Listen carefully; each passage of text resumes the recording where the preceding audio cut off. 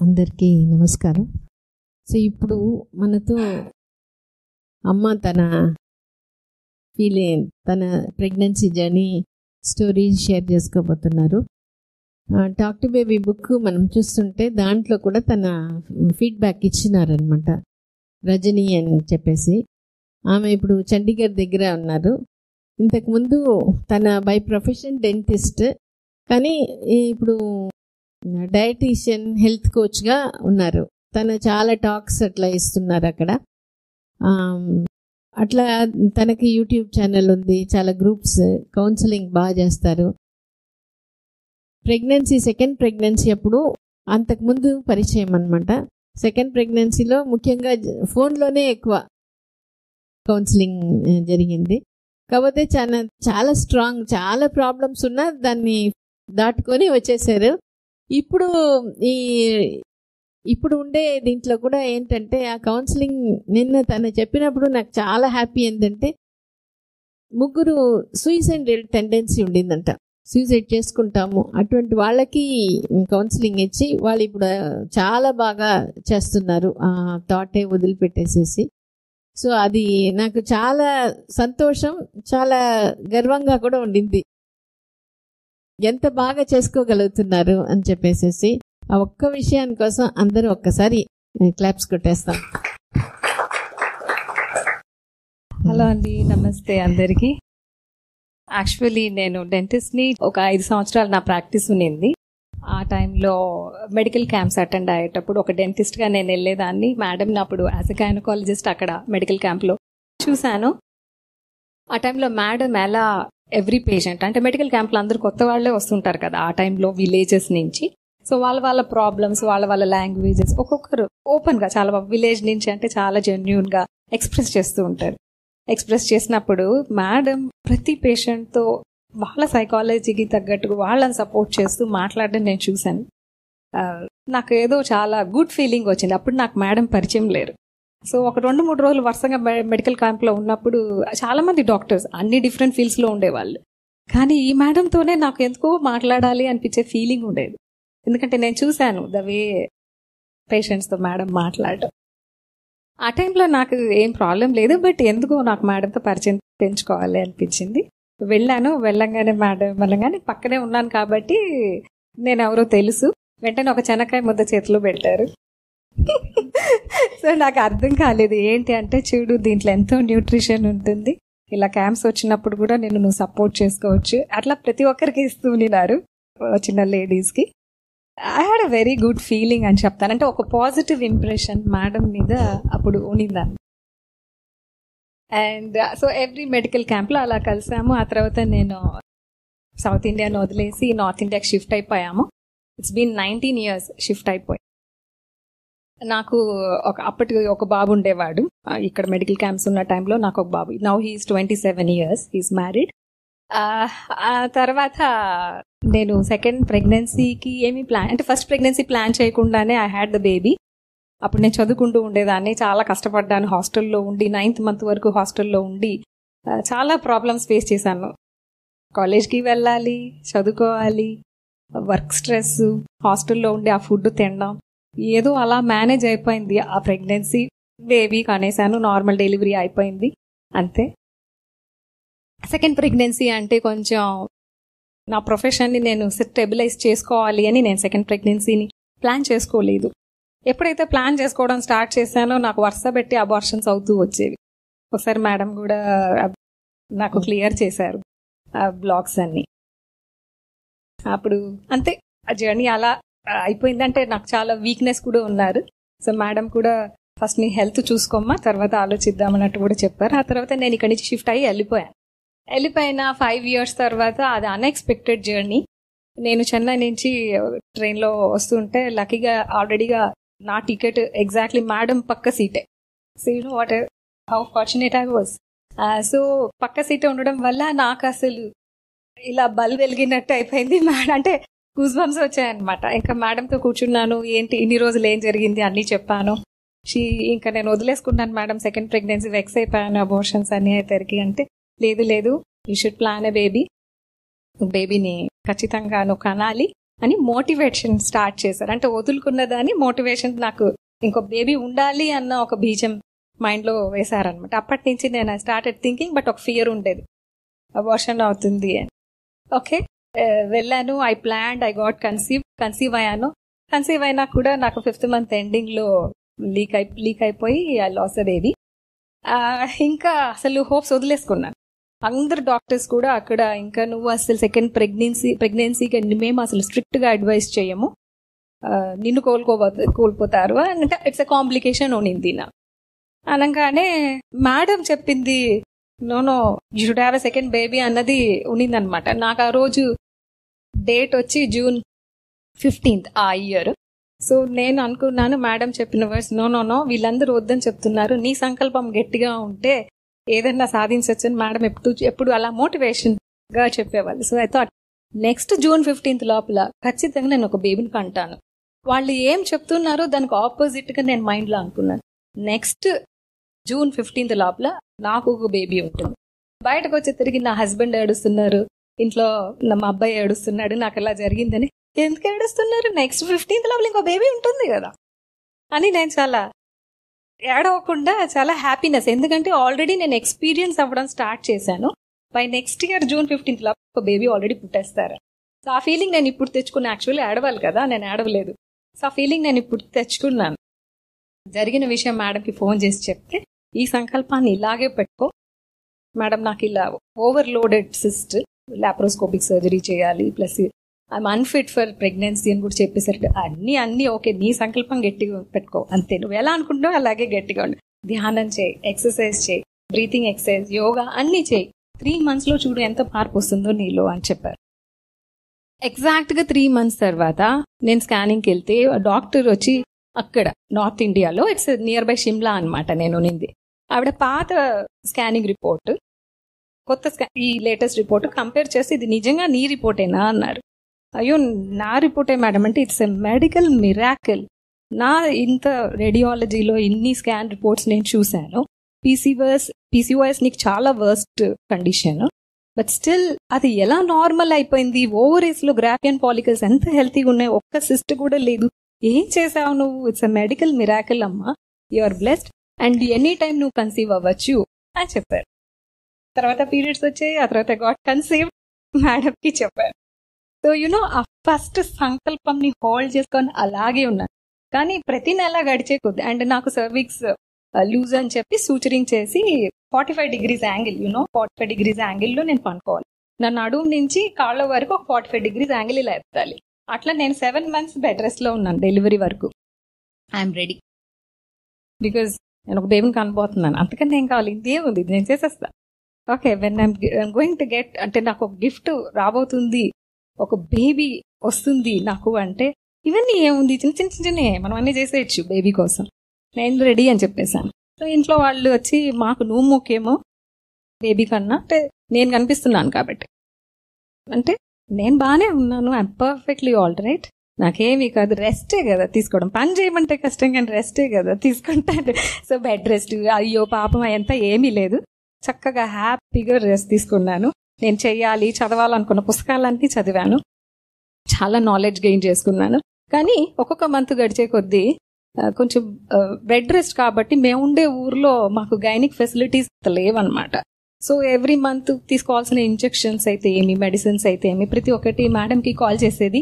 అది కూడా madam busy hours కాబట్టి లేట్ నైట్ మాట్లాడతాం.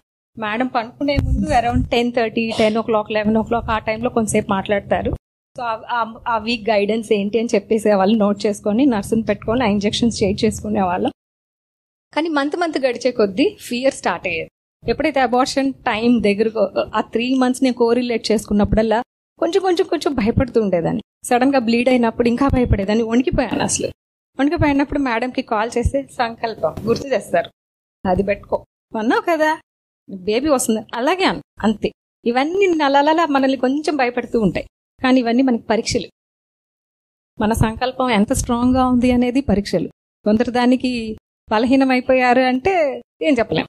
సో అది స్ట్రాంగ్ గా సంకల్పాన్ని, నాకు ఒక బేబీ పుడతారు అన్న స్ట్రాంగ్, ఇది వేరే దారి లేదు, దేవుడికి గిఫ్ట్ ఇవ్వాల్సిందే, ఎందుకంటే నేను స్ట్రాంగ్ గా అనేసుకున్నాను.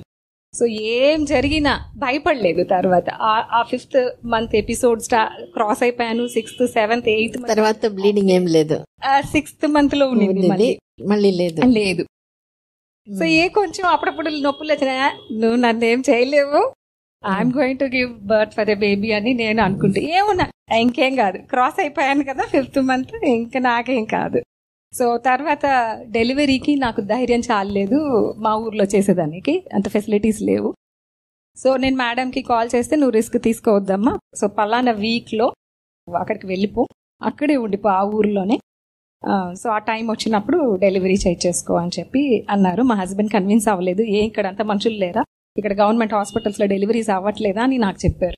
ఎందుకంటే ఆయనకు భయం, బెడ్ రెస్ట్లో ఉన్నదాన్ని ఎందుకు మూవ్ చేయడం అని. మేడం మాట్లాడిన తర్వాత కన్విన్స్ అయిపోయారు, ఏం మాట్లాడారో కానీ. సో దెన్ ఆ ఊరు వెళ్ళాను. ఆ డాక్టర్ వచ్చి 10 days వెయిట్ చేయొచ్చు, నీకు నార్మల్ డెలివరీ అయిపోతుంది, నువ్వు ఊరు వెళ్ళిపోవచ్చు అంటే నేను వెళ్ళనని మొండి కూర్చున్నాను. ఆ ఊర్లోనే హోటల్లో స్టే చేసి ఒక 2 weeks కరెక్ట్గా ఇంకా డెలివరీ ముందు వెళ్ళాను అనమాట. సో అట్లా నాకు డెలివరీ అయింది. ఆ డాక్టర్ అయితే నీకు నార్మలే అవుతుంది, ఏం ప్రాబ్లం లేదు అన్నారు. But card around the neck, తర్వాత బేబీ హార్ట్ బీట్ పడిపోవడం, నా హార్ట్ కాంప్లికేషన్స్, అది చెప్పు. కాంప్లికేషన్స్ ఉండేసరికి నా హార్ట్ బీట్ కూడా పడిపోయింది. ఎందుకంటే అక్కడ మీటర్స్ పెట్టారు. బాబు హార్ట్ బీట్ అయితే 90 నుంచి I have seen last heart beat around 35 వరకు చూసేసి, ఇంకా డాక్టర్ వచ్చి చాలా కయాటిక్ అయిపోయి అన్ని ఫ్లోర్స్లో ఎవరైతే స్టాఫ్ మెంబర్స్ ఉన్నారో అందరూ ఆపరేషన్ థియేటర్కి వచ్చేసేయండి, ఇట్స్ అన్ మెడికల్ ఎమర్జెన్సీ అని చెప్పి కయాటిక్ సిచ్యువేషన్ జరుగుతుంది. ఇమ్మీడియట్గా నాకు ఆక్సిజన్ పెట్టడం, నన్ను కొట్టడం, నన్ను లేపడం, అటువంటి సిచ్యువేషన్స్ మనకు తెలుస్తున్నప్పుడు ఎంత భయపడతాం. బట్ నేను వచ్చి మళ్ళీ అది మీరు ఏం చేసినా నేను జంకను, నాకు బేబీ పుడతారు, నేను మదర్గా ఈ మదర్హుడ్ని ఎంజాయ్ చేస్తాను అంతే. దేవుడితో నేను ఇలా మాట్లాడతాను, నువ్వు నన్నేం చేయలేవు, నువ్వు ఆల్రెడీగా నాకు కమిట్ అయిపోయావు నాకు బేబీని ఇవ్వడానికి, సో నేను బాగుంటాను, బేబీ బాగుంటాను. ఏం చేసినా నేను అసలు 1% కూడా మనసులో జంకలేదు. బట్ ఐ వాజ్ బ్రీతింగ్ చాలా కష్టంగా తీసుకుంటూ ఉన్నాను. మాస్క్ పెట్టారు. మా హస్బెండ్ నార్మల్ డెలివరీ నుంచి సిజేరియన్ రూమ్కి మధ్యలో ఒక పాత్వే ఉన్నింది. నన్ను అక్కడికి షిఫ్ట్ చేసేటప్పుడు మా హస్బెండ్ మా సిస్టర్లో కూర్చో ఉన్నారు. ఆ డాక్టర్ వచ్చి హోప్స్ లేవండి అని చెప్పారు. వాళ్ళు అనుకున్నారు నాకు కాన్షియస్ లేదని, కానీ నేను అన్ని వింటున్నాను. మా హస్బెండ్ టపటప కళ్ళల్లో నీళ్ళు వచ్చేస్తే నేను మాస్క్ ఇలా తీసి వస్తానులే వెయిట్ చేయండి అని నేను చెప్పగలిగినంత చెప్పాను. నేను వస్తాను, బేబీని తీసుకొని వస్తాను, వెయిట్ చేయండి అన్న. సో వాళ్ళంతా ఇలా సీరియస్గా ఉన్నారు. సిజేరియన్ రూమ్లోకి వెళ్ళాము, అయిపోయింది. బేబీ పుట్టి ఏడుపు వినిపించిన తర్వాత నేను డాక్టర్ని పిలిచి అడిగాను, ఈ అమ్మాయి పనుకోమన్నా పనుకోవట్లేదు డాక్టర్ అని ఇప్పుడు ఎవరు అనస్థీషియన్ అంటుంది. అవన్నీ నేను మాట్లాడుతున్నాను వాళ్ళతోటి కంటిన్యూస్ గానే, ఎపిడ్యూరల్ ఇంజెక్షన్ చేశారు కాబట్టి. సో సార్ బేబీ ఓకేనా అంటే, బేబీ ఓకే అంటే ఓకే, నాకు ట్యూబెక్టమీ చేసేయండి అని కాన్షియస్గా చెప్పేసాను. మళ్ళీ ఎవరు వస్తారు సర్జరీకి అంటే, ఏంటి ఇంత కయాటిక్ సిచ్యువేషన్లో తిని ఇంత షార్ప్గా ఎలా ఉంది, అసలు ఇంత ధైర్యంగా ఎలా ఉంది అనేది వాళ్ళకి అర్థం కాదు. బట్ ఆల్ ఓకేనా అంటే ఆల్ ఓకే, బేబీని ఒకసారి చూపించండి అన్న. చూపించారు, ఆల్ ఓకే కదా, పిడియాట్రిషియన్ పిలవండి అన్నాను. పిలిచిన తర్వాత doctor is the baby okay అన్నాడు. Yes, am I okay, so am I okay అంటే ఎస్ అన్నారు. ఓకే ట్యూబెక్టమీ అన్నాను. నిద్రపోయాను. అప్పుడు అని నేను నిద్రపోయాను అంటే అనస్థీషియా కూడా నా స్ట్రాంగ్ డిటర్మినేషన్ ని పని చేయలేదు. Okay, so all this happened. ఆ రోజు ఈవినింగ్ ఆ డాక్టర్ వచ్చి మా హస్బెండ్ తో చెప్తుంది, రజనీ గిన్న మీ ఉండే ఊర్లో ఇదే సిచ్యువేషన్ ఫేస్ చేసి ఉంటే మీరు ఈ రోజు తల్లి బిడ్డని మర్చిపోయి ఉండొచ్చు. ఇదేదో మెడికల్ మిరాకిల్, నా ఇన్నేళ్ల ఎక్స్పీరియన్స్ లో ఇంత స్ట్రాంగ్ పర్సనాలిటీని నేను చూడలేదు అని చెప్పి అన్నారు. అంటే మన సంకల్పం ప్రభావం ఎంత ఉంటుందో చెప్పండి. యూనివర్స్ కూడా మన మాట వినాల్సిందే. సో దేవుడైనా వినాల్సిందే. మనం అంతా ఆయన బిడ్డల, మనం అడిగితేనే ఆయన కోరిక, అమ్మ అడిగితేనే అన్నం పెడుతుంది అంటారు. అలా దేవుడు కూడా మనకి తల్లిదండ్రులే కదా. సో మనం ఆ మాట ఎంత స్ట్రాంగ్గా పెట్టుకుంటామో అన్ని పరీక్షలు ఎదురవుతాయి. ఎన్ని పరీక్షలు ఎదురైనా జంకకూడదు, హోప్స్ వదులుకోకూడదు, ఫెయిత్ వదులుకోకూడదు. ఇది నాకు సంకల్ప బీజం వేసిందే మేడం. ఫోన్ కాల్లోనే నన్ను ఎంతో సపోర్ట్ చేశారు. నా సెకండ్ ప్రెగ్నెన్సీలో గైనకాలజిస్ట్ మేడమే. నా 2 పిల్లలు ఏజ్ గ్యాప్ వచ్చి 10 ఏళ్ళు. సో నాకు యాక్చువల్లీ ఫ్యామిలీ ఇష్యూస్ కూడా చాలా ఉండేవి. ఎందుకు అబార్షన్స్ అయినాయి అంటే ఈ ఫ్యామిలీ మెంటల్ స్ట్రెస్ వల్ల, సరిగా తినక. సో మన హెల్త్ మనమే పాడు చేసుకుంటాం. అందరూ మనకి స్ట్రెస్ క్రియేట్ చేస్తారు, కానీ అది మన బాడీలోకి ఎప్పుడు తీసుకుంటామంటే అవన్నీ మనకు తీసుకున్నాం. సో లక్ష్మణ రేఖ అని రామాయణంలో మనకు చెప్తారు. సో అట్లా మన చుట్టూ కూడా ఒక లక్ష్మణ రేఖ గీసుకోవాలి. ఒకరి వల్ల మనకి సమస్యలు వచ్చినా, ఒకరి వల్ల మన ఆలోచనలు పాడైనా, అది మనసులో ఆ గీత దాటి వచ్చినప్పుడే మనం పాడవుతాం, మన శరీరం పాడవుతుంది, వాళ్ళ ఆలోచనలు ఇబ్బంది అవుతాయి. సో ఆ లక్ష్మణ రేఖ చాలా స్ట్రాంగ్ గా చూసుకోవాలి. ఎవరు మనల్ని ఏమి చేయలేరు. సో ఇటువంటి యాటిట్యూడ్స్ మనం లైఫ్ లో తీసుకుంటే మనం కేవలం ప్రెగ్నెన్సీయే కాదు, ఎన్నో సమస్యలకి మన ఫ్యామిలీలో మనమే పరిష్కారం ఇవ్వగలుగుతాం. That's how I want every women to be very very very strong. So ఇది madam talk to baby book రాయకముందే నాకు గైడెన్స్ చేశారు. అండ్ మీరందరూ ఎంత అదృష్టవంతులు. ఎవ్రీ వీక్ రావచ్చు కౌన్సిలింగ్ కి, వాళ్ళందరూ ఉన్నారు. డైట్ గైడెన్స్ నాకు ఎవరు ఏమీ లేరు. అంత దూరంగానే ఉండి మేడం ఒక్క వారానికి లేదంటే 10 రోజులకు, సమ్ టైమ్స్ మంత్ కి ఒకసారి మాట్లాడు, ఆ ఒక్క మాట స్ట్రాంగ్ గా పెట్టుకొని నేను చేశాను అనమాట.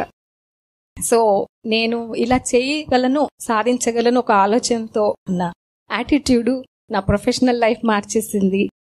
ఈ రోజు నేను ఈ లైఫ్ లో నేను ఈ స్టేజ్ లో ఉన్నాను, అచీవ్ చేశాను అంటే అంత మెంటల్ హెల్త్ ప్రాసెసే.